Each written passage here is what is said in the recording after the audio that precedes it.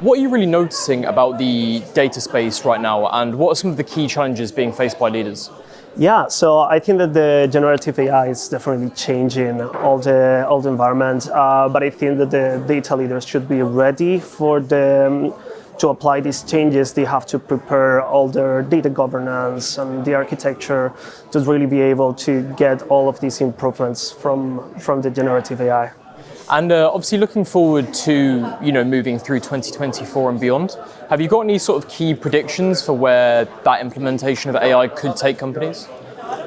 Yeah, so I think that, for example, the way that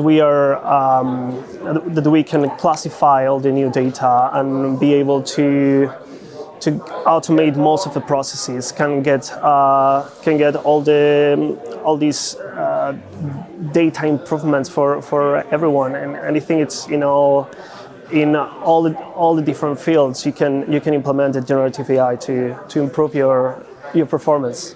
And obviously you're here today with Plotly. Tell me a little bit about the platform and what you're hoping to talk to attendees about today.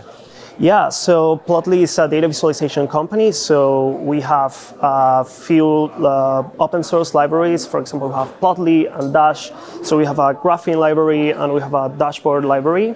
But we do more than just graphs, right? You can create your your web application just using Python, and be able to run your machine learning models from the same applications where you can see the results and send your reports, and yeah, like trying to make the job easier for any data scientists that don't have any web development experience. Just try to get them all the way so they can share their results more easily.